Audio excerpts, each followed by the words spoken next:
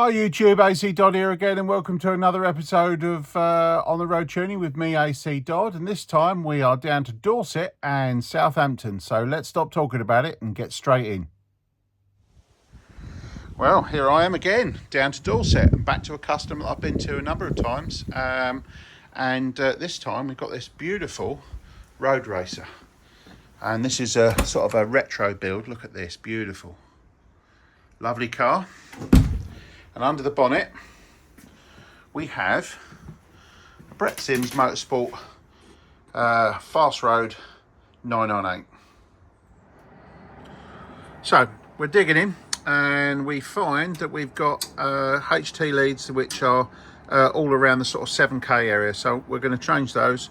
Also, looking at the spark plugs, it appears we've got 7s in there, so little 9 and 8, but it is tuned, so I think we'll come down to a set of 6s for this engine, purely because 7s are way too cold, so that's probably not running very well at all at part throttle, or certainly when it's around town. Moving on to the coil, we've got a 1.5 ohm coil, which is fine. We're fed with a ballast resistor, but we are using a variable dwell dizzy, so we need to obviously bypass that. There are a few extra wires on here, one of which is obviously a dizzy feed and another one that goes off, so I'm just going to confirm with the owner whether that's a supply or a supply for one of the gauges in the dash. Failing that, we're going to have to look at possibly changing the coil for more power, because it looks like we've got a high power module in there and we're not using it. So let's chase that down before we move on. Just want to interject there. I've been out to a few cars now that have had Brett Sims engines, and every one of them has been a really nice motor. So, if you're looking for someone to build an engine, then he certainly seems to build good engines, because although I don't know the guy at all, the results speak for themselves when I actually work on their engines. So, certainly a well screwed together engine. Now, the other thing I just want to add there as well is you'll see some things on here like the wrong parts fitted. That's nothing to do with Brett Sims. That's to do with the owner when he actually took the engine, fitted parts, and then fit it in the vehicle. So I just want to make that clear, that the parts fitted on this engine where I've made recommendations weren't fitted by Brett Sims. They were fitted by the owner. Anyway, let's crack on.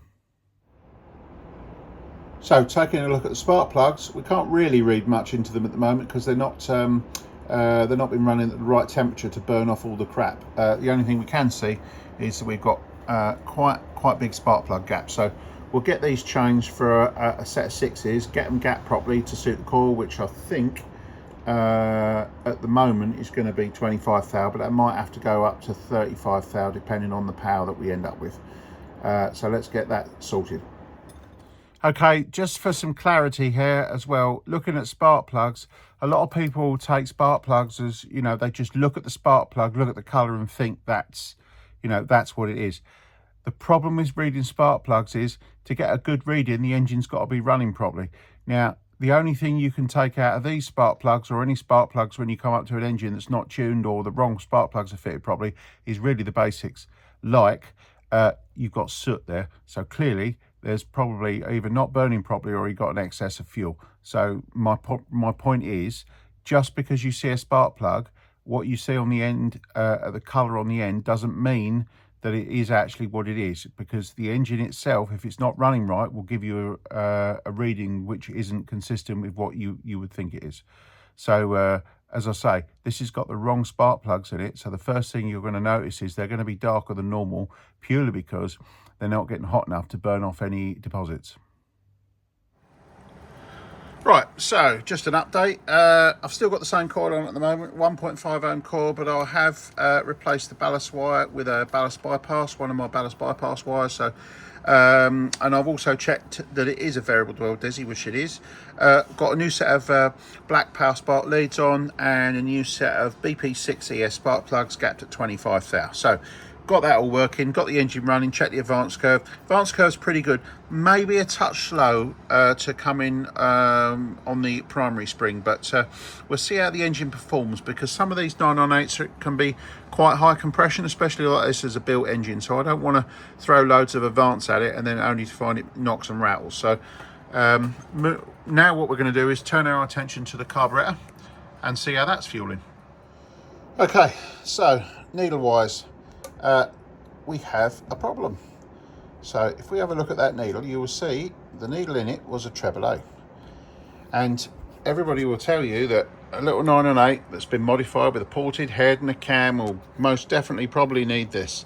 Well, you're all bloody wrong, because this was too rich, to the point where we was actually, bore washing. So it's a good job this engine hasn't done, hasn't run very long with this. So even though the carburetor was set and it was nice and lean at idle, which is excellent, the needle was still pouring in too much fuel. And that's one of the reasons why you mustn't just put a needle in from a recommendation and not measure what's going on. So if you have a wideband in the car, you can actually understand that that would have been too rich and we could have done something about it.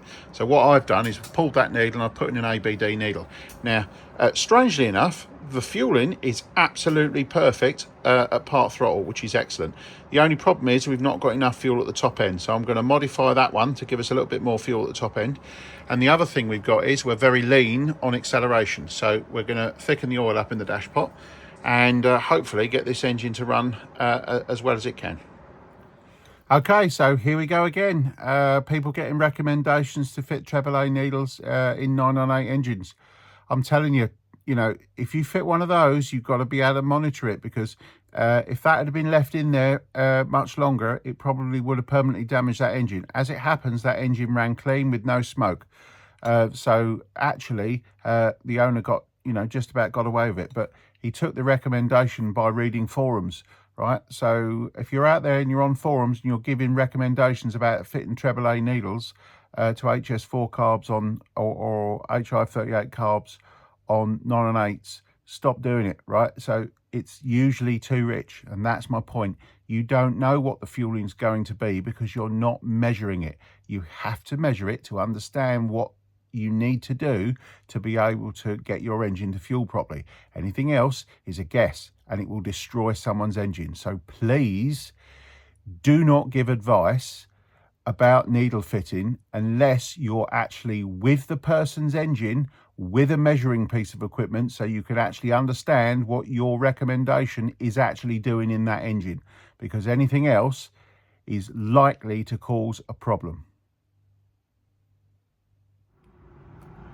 So we're over on the needle lathe. I've had to add some more fuel to the top end because obviously this ABD is probably going to be too lean at the top end. So we've increased the fuel into that and a little bit more from the treble A at the top end. And I've also just tweaked very slightly at the around the 4,000 RPM point. So what we're going to do now is get that back in, and then hopefully the fueling will be somewhere near right. So we've got this one all dialed in. In the end, we need to have an ABD needle to take some fuel out of it. Then I needed to modify that at the top end. We also had some issues with the damper. So it was running quite thin oil, so it needed much thicker oil. And then that wasn't thick enough, so I had to change the damper for a hybrid. So that's a 2085 bottom end with their HS top fitted. And then we're running 2050 oil, and she's sweet.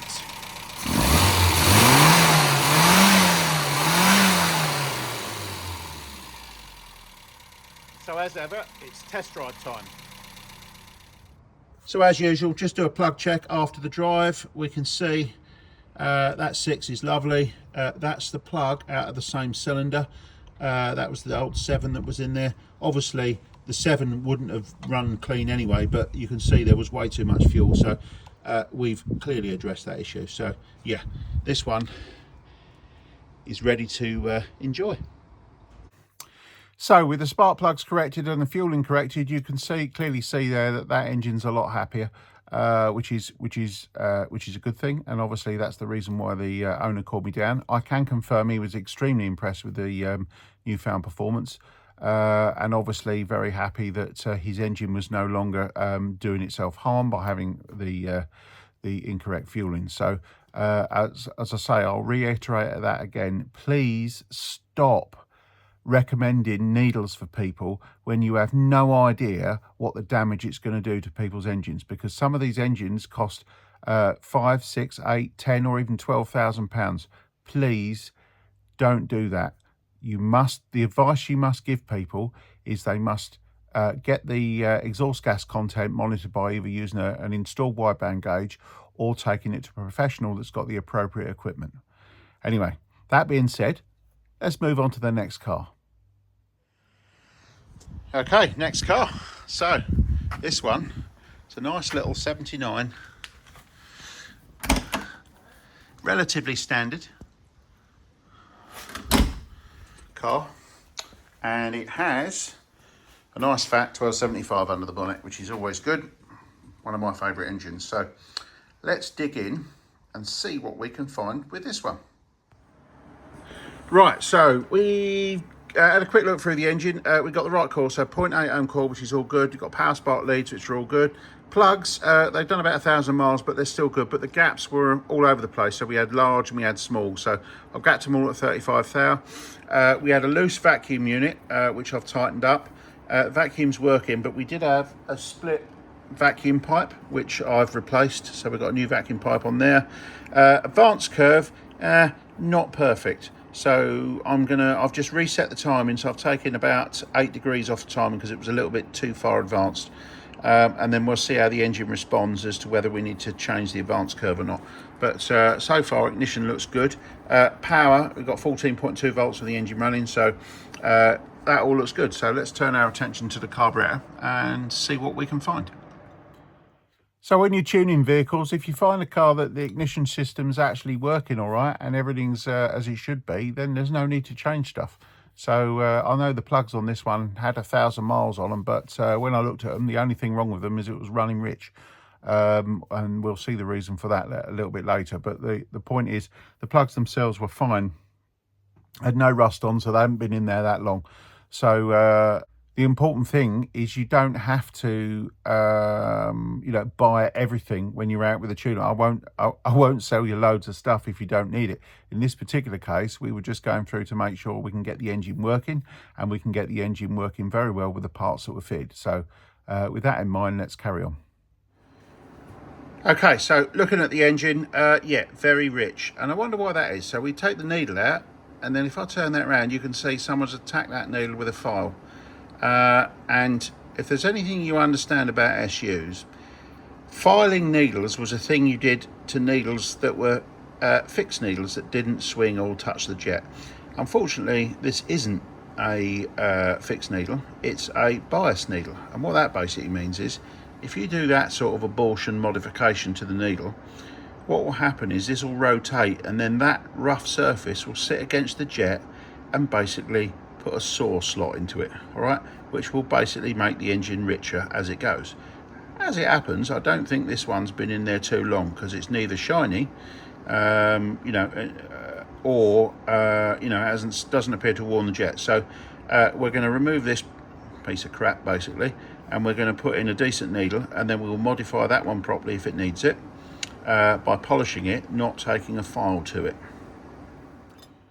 Okay, I just want to add there are still people that file needles. I haven't got a problem with people who file needles on fixed jet carbs, because on a fixed jet carb, the needle doesn't or cannot come into contact with the jet, so therefore no damage can be done. So if you can file a needle and make that fueling curve perfect, all power to you. And I know there's people out there that can, because I've measured cars with them fitted.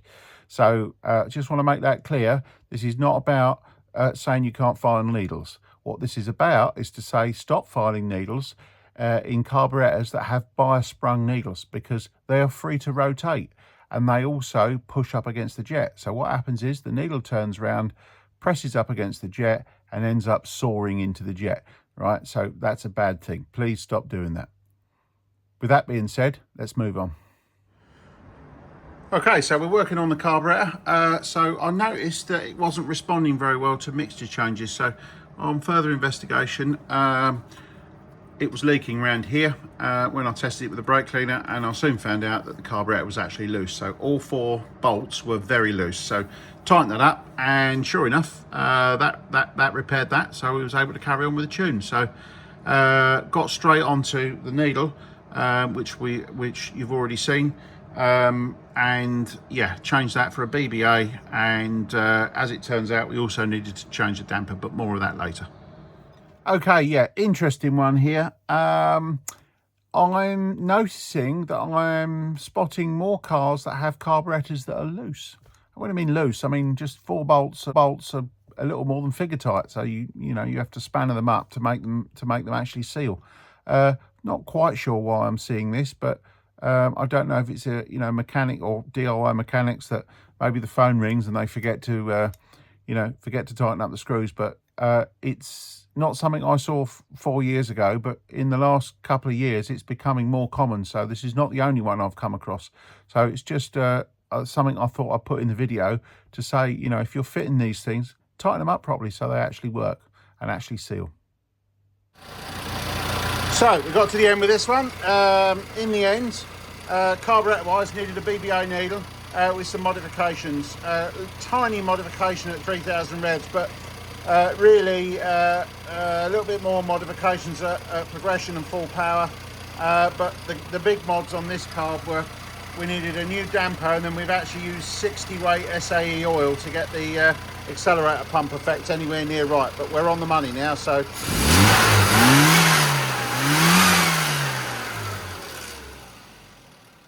I'll let the owner go out there for a test drive. Okay, so that's the soot stain. That exhaust system in that car, because it had that big fold needle in it, it's filled its exhaust with soot, so that's what's come out while I've been tuning it. So clearly it's a lot leaner now, so it needs to go out for a good blowout. So I've just thought I'd add that last little snippet there. That was the soot stain on the ground from where my exhaust pipe was venting. But my point is that whole exhaust system had been filled with extra soot because of the poor needle that was in it. Now, looking at that carburetor, I don't believe for a second that somebody had filed that needle for that engine. I think that the previous owner of this vehicle had fitted that carburetor from another engine that perhaps had been set up on a dyno somewhere, and in the belief that perhaps that would make that engine run. Well, all they actually did was put far too much fuel through it. So we corrected that today. The engine ran well and it didn't smoke. So because it wasn't on there long, the carburetor was still clean, and the gaskets were relatively new. So they weren't fitted by the current owner, but definitely the previous one. So it's something to bear in mind.